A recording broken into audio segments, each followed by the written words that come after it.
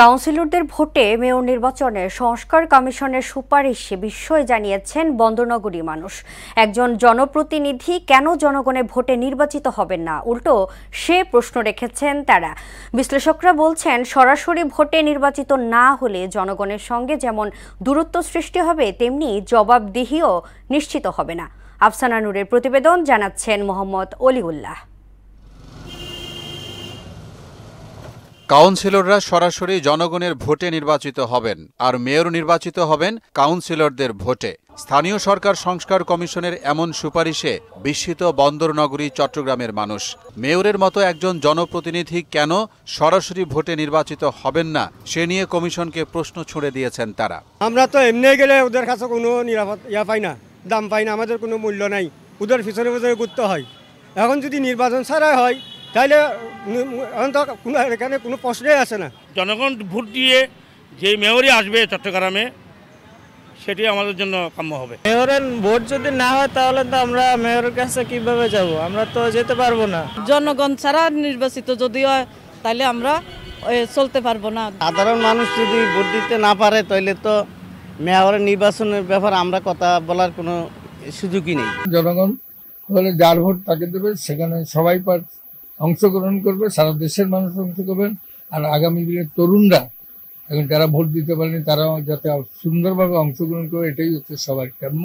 জনগণের প্রত্যক্ষ ভোটে মেয়র নির্বাচিত না হলে জনগণের আশা আকাঙ্ক্ষা বাস্তবায়ন বাধাগ্রস্ত হবে বলে মনে করেন সাবেক জনপ্রতিনিধিরা। জনগণের প্রত্যক্ষ ভোটে যদি মেয়র না হয়, তাহলে এই যে মেয়র জনগণের যে আশা আকাঙ্ক্ষা, ওইটার যে প্রতিফলন, মানুষ যে সাধারণ মানুষ ভোটার যে ওনার কাছে গিয়ে ওনার যে চাওয়া পাওয়া, সেটার থেকে আমি মনে করি বঞ্চিত হবে। মেম্বার থেকে চেয়ারম্যান থেকে উপজেলা চেয়ারম্যান বা কাউন্সিলের দিকে মেয়র নির্বাচন, এটি কখনো জনগণের মতের প্রতিফলন ঘটবে বলে আমি ব্যক্তিগতভাবে মনে করি না। জবাবদিহি ও উন্নয়ন নিশ্চিতে জনগণের ভোটেই মেয়র নির্বাচনের পক্ষে মত দিলেন চট্টগ্রামের নগরপিতা। সিলেকশনের মধ্যে দিয়ে একজন মেয়র হওয়ার মধ্যে কোনো যৌক্তিকতা নেই, কারণ যিনি মেয়র হবেন উনি কিন্তু সমস্ত সেবা প্রদানকারী সংস্থার প্রধান হবেন।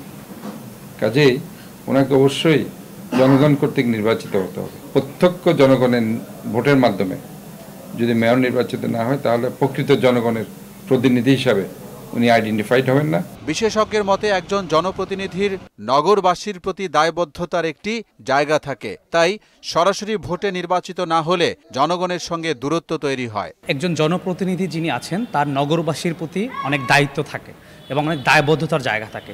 সেজন্য ওই যিনি জনপ্রতিনিধি বা যিনি মেয়র আছেন, তিনি যদি ওই নগরবাসীর ভোটে সরাসরি নির্বাচিত হন, তাহলে ওই দায়িত্ববোধ বা দায়িত্বের জায়গা থেকে তিনি কিছু উন্নয়ন করেন, কিছু নতুন নতুন স্ট্র্যাটেজি হাতে নেন, যার ফলে নাগরিক সমস্যা দূর করা যায়। সংস্কার কমিশনের সুপারিশ বাস্তবায়নের আগে সার্বিক বিষয় ভেবে দেখার পরামর্শ দিয়েছেন তিনি।